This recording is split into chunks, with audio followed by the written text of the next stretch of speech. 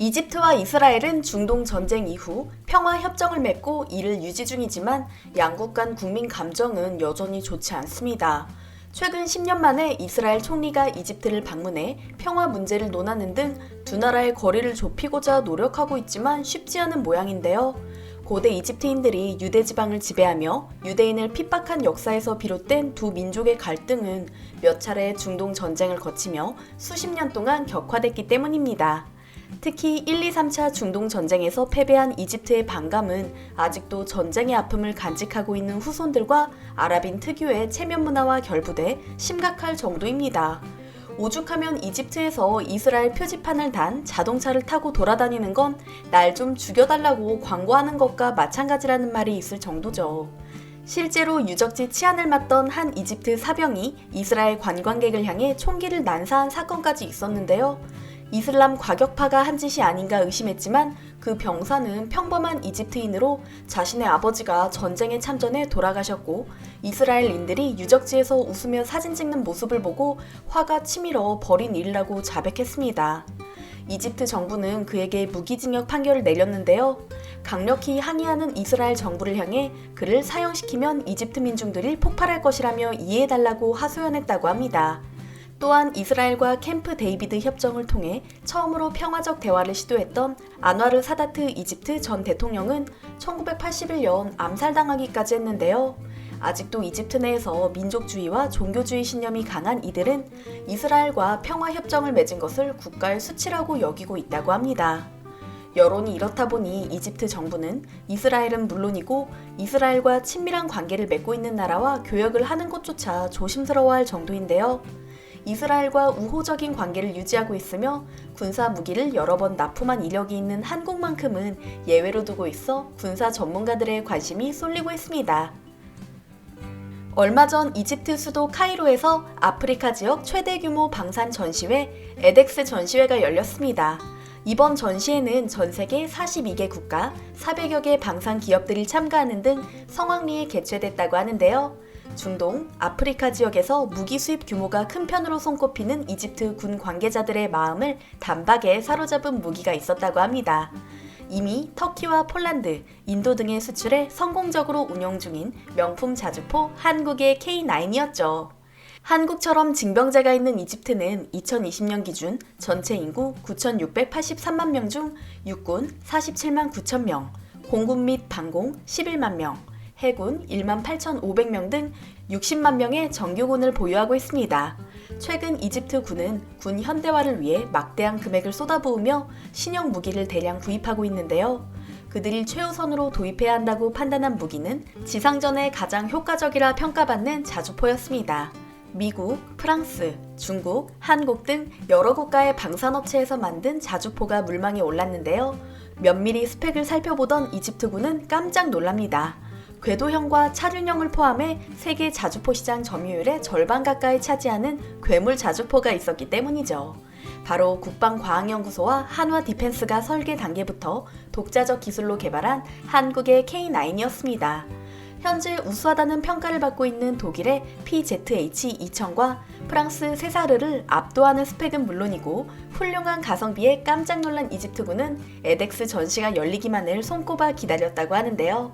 전시장에서 파격적인 제안을 해오는 중국과 미국 방산업체를 뿌리치고 이집트군은 한화 디펜스 측에 먼저 미팅을 요청했다고 합니다. 그리고 K9 자주포와 K10 탄약 운반 장갑차 등 패키지 수출에 관해 자세히 협의해보자는 제안을 했죠.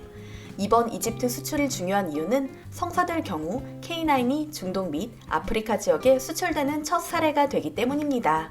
K9 외에도 K2 전차 등 한국산 무기의 추가 도입도 예상되고요. 이집트가 이스라엘의 오랜 우방국인 한국을 향해 협상하자고 제안한 것도 놀랍지만 추가로 예상되는 경제적 이익을 생각하면 결코 가벼이 여길 수 없는 건이죠. 한화 디펜스 손재일 대표는 이번 전시회에서 K9에 관심을 보인 아프리카와 중동 국가가 많았다며 추가 수출 가능성에도 기대감을 표했습니다.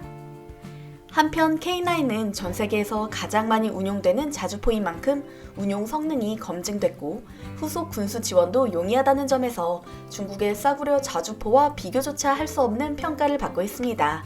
한때 K9을 시기한 중국이 언론을 통해 온갖 루머를 퍼뜨린 적이 있는데요. 중국 신화 웨이보가 중국과 영토 분쟁이 벌어지고 있는 국경지대에 K9을 대규모로 배치한 인도를 겨냥해 인도군이 국경에 배치한 중포, 타격 효과는 중국의 PLZ-05에 크게 못 미쳐 라는 기사를 게재했었죠. 기사는 인도가 산 한국의 K9 자주포는 중국산 자주포와 비교할 수 없을 정도로 형편없다는 내용의 흑색 비방으로 가득했습니다. 이를 접한 군사 전문가들과 애호가들은 헛웃음을 지었습니다. 일단 K9과 중국의 PLZ-05는 수출량부터 비교조차 할 수 없습니다.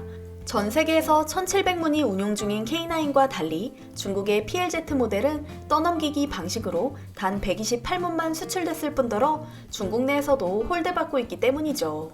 중국이 입에 침이 마르도록 칭찬하는 PLZ의 스펙대로라면 3000문 정도는 사서 활용할 만도 한데 고작 300대만 중국 내에서 운용되고 있습니다. 카탈로그 데이터만 놓고 보면 중국의 PLZ-05가 K9보다 우세한 건 사실입니다. 중국은 포탄의 사거리가 100km의 최고 난이도인 15초 이내에 3발의 포탄을 발사하는 일문 TOT 기술이 가능하다고 적어놨거든요. 또한 3분 동안 10발, 30발 연속 사격이 가능하며 1분에 5발 포탄 사격이 가능하다는 등 중국은 PLZ 모델이 다른 나라 대비 2배 이상의 연사 속도가 가능하다고 주장하고 있는데요. 얼마 전 관영 매체를 통해 공개한 PLZ-05의 사격 훈련 장면을 보면 기가 막혀 웃음만 나옵니다. 밀림 방지용 고인모까지 설치했지만 사격 시 상부 포탑 부분이 크게 흔들려 차체가 뒤로 밀려났을 뿐만 아니라 포 전체가 반동을 감당을 못하는 모습이었거든요. 전문가들은 포신이 흔들리는 것만으로도 중국이 내세우는 15초의 3발 사격이나 장거리 사격, TOT 등은 아예 불가능하다고 말합니다. 군사무기 하나를 만들어낼 때마다 과장 광고와 허위 광고를 일삼는 중국, 카탈로그에 신중하게 검증된 데이터만 기록하는 한국, 이집트를 비롯한 다른 국가들이 어느 나라의 자주포를 선택할지는 보지 않아도 그 결과를 알 수 있을 것 같습니다. 지금의 성과에 만족할 법도 한데 K9은 끊임없는 연구 개발을 통해 깜짝 놀랄 법한 성능 개량을 예고하고 있습니다. K9의 성능을 향상시킨 K9A1 버전은 2019년부터 이미 우리 군에 전력화 중이며 그 다음 버전인 K9A2의 연구 개발이 한창이라고 하는데요. K9A1은 주 엔진을 가동하지 않더라도 임무를 수행할 수 있도록 보조 동력 장치가 장착돼 있고 조종수의 야간 잠만경은 열상형으로 바꿔 주 야간 임무 수행이 모두 가능하다고 합니다. 또한 자동 사격 통제 장치도 개량돼 실시간 탄약 현황 관리가 가능해졌다고 하고요. 현재 개발 중인 K9A2엔 탄약 장전을 100% 자동으로 수행하는 고반응 화포가 장착돼 포탄 발사 속도가 현행보다 1.5배가량 높아질 전망이며 고반응 화포 기술은 올해 9월 개발이 마무리됐다고 합니다. 이외에도 원격 사격 통제 체계 탑재와 냉방 장치 및 자동 소화 장치 등의 추가 설치가 추진될 예정이라고 합니다. K9의 3차 성능 개량은 자주포 사거리를 대폭 늘리고 첨단 무인화 기술을 접목해 원격 기동 사격, 유무인 복합 운용이 가능한 K9A3 버전이라고 하는데요. 인공지능 기반 사격 통제 및 무인 운용이 가능한 미래형 자주포를 목표로 하고 있다고 합니다. 한국산 자주포의 자존심 K9의 미래, 여러분의 머릿속에도 그려지시나요?